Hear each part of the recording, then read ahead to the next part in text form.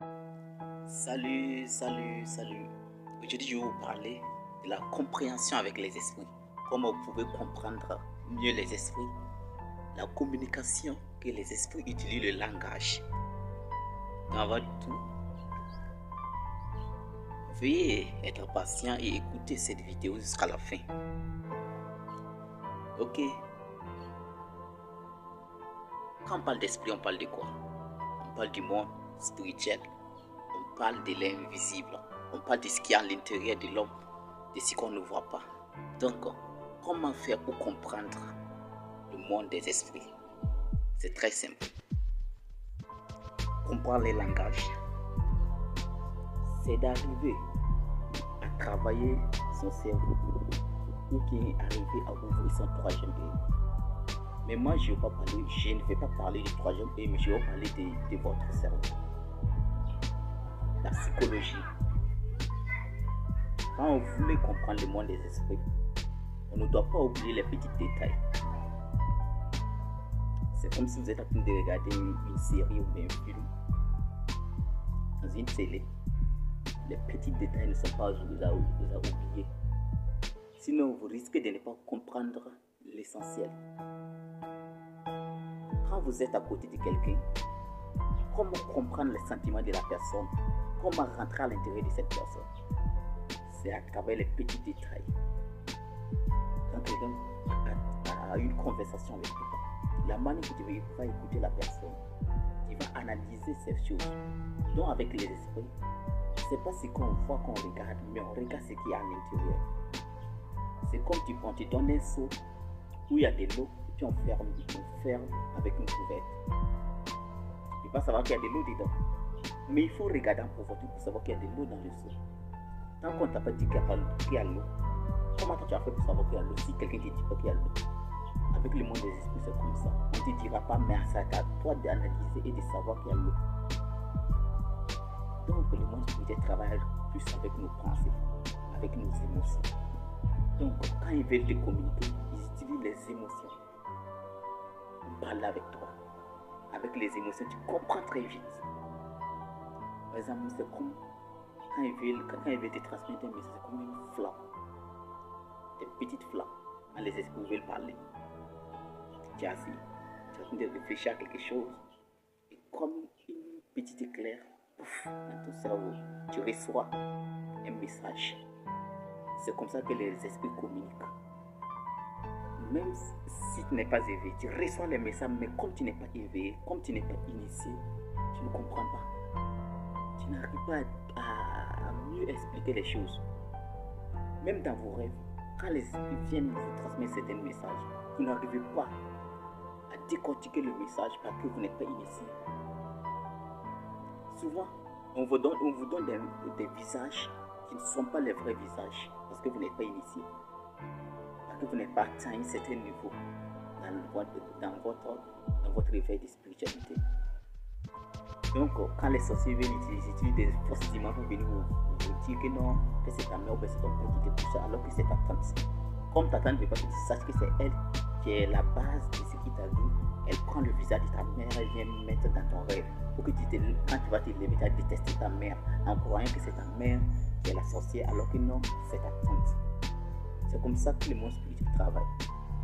Et les messages que le monde spirituel transmet dans les rêves sont des messages sous forme d'inverse. Est-ce que vous comprenez?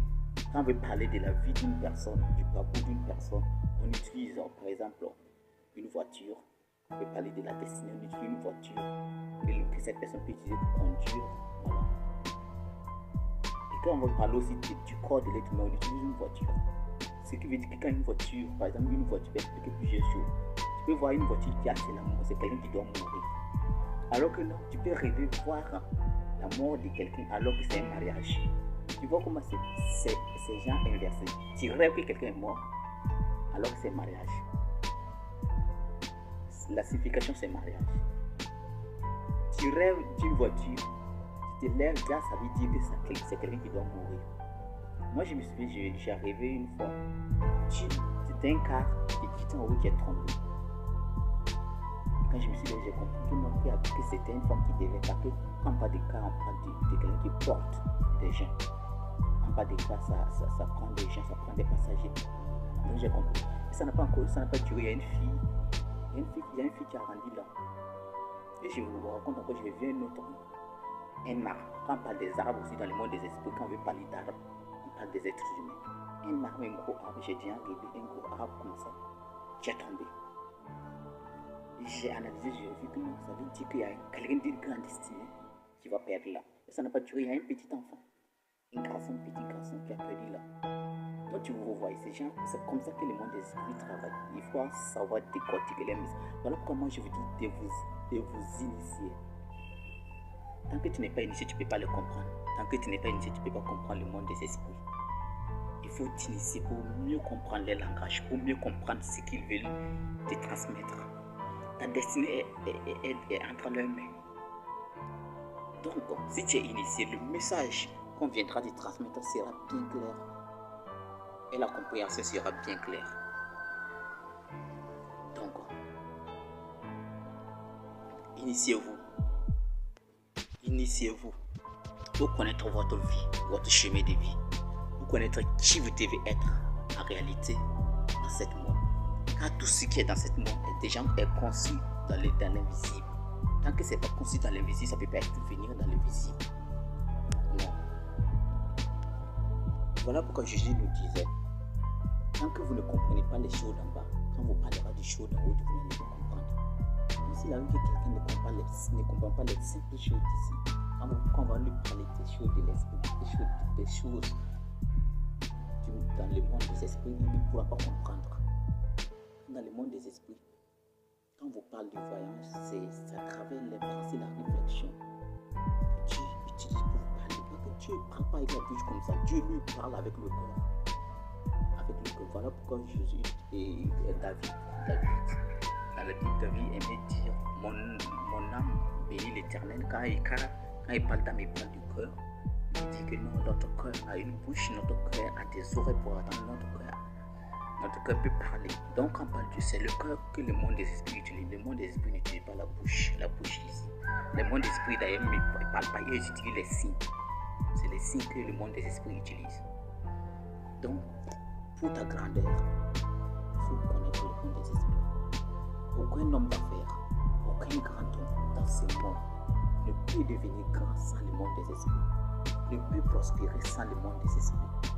L'argent est d'ailleurs spirituel. L'argent vient de Dieu. Donc, tu ne peux pas devenir grand sans t'initier. Tu ne peux pas prospérer sans t'initier. Tu ne peux pas prospérer sans connaître le monde des esprits, sans connaître le monde astral. C'est des mensonges. On ne se lève pas d'un jour à lendemain pour aller ouvrir une boutique et croire que tu auras les clients. Tout est spirituel. Les clients, comment savoir attirer les clients? Tout est spirituel. Les carrefours, quand Jésus a dit un jour, il allait dans un mariage, il n'y avait personne. Jésus a dit, allez-y dans les carrefours, amenez les gens dans le mariage. Ça veut dire, dans les carrefours, il y a plein de personnes. Donc, quelqu'un qui ouvre sa boutique dans un carrefour, il aura forcément des clients. C'est quelque chose qui est spirituel. Il faut comprendre le monde spirituel pour pouvoir grandir dans le monde où nous sommes. Si quelqu'un qui est initié saura que les sorciers ne fait pas peur. Ne fait pas peur. Si tu vois quelqu'un qui fuit derrière et qui fuit devant un sorcier, c'est parce qu'il n'est pas initié. C'est parce qu'il ne connaît pas sa valeur. C'est parce qu'il ne connaît pas sa grandeur. Quand il connaît qui tu es, aucun sorcier dans ce monde ne peut te faire peur. Aucun sorcier dans ce monde ne peut te toucher. Quand tu connaîtras la vérité t'affranchira. Voilà pourquoi Dieu nous dit dans Osée 6:6. Mon peuple souffre. Manque de connaissance. Parce que vous ne connaissez pas, vous souffrez. Parce que vous ne connaissez pas la vérité, vous souffrez. Vous ne connaissez pas la réalité des choses. Vous croyez que c'est ce que vous voyez qui est là. Ce que tu vois n'est pas ce que tu vois. Voilà pourquoi on nous dit connais ton problème. Tant que tu ne te connais pas, tu ne peux pas grandir.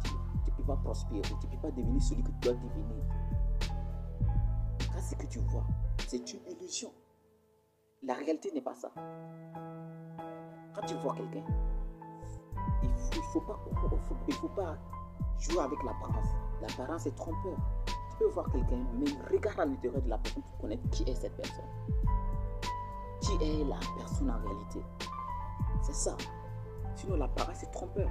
Un homme initié ne regarde pas seulement l'apparence d'une personne, il regarde l'intérieur de la personne pour mieux connaître la personne. Non, il est gentil. Dans le monde spirituel, on s'en fout de gentillesse. Que ton oui soit oui, que ton non soit non. C'est écrit dans la Bible. La gentillesse là. Nous on s'en fout de ça. Rien qui est gentil là. D'ailleurs, même les plus gentils sont les méchants. Ouais, un sorcier, un grand sorcier, il sera toujours gentil avec toi. Pour t'avoir là, il sera toujours à côté de toi. Et c'est avec ces gentils là qu'il va t'acheter. Et dans le monde astral, il y a un marché. Laisse-moi te dire qu'il y a un marché dans le monde astral. Et on vend les gens là-bas. Et toi, si tu s'amis là, il y a le sorcier, il sera gentil avec toi. Ton meilleur ami même là, il peut être un sorcier. Je viendrai vous expliquer comment vos meilleurs amis peuvent être des sorciers puis vous trahir.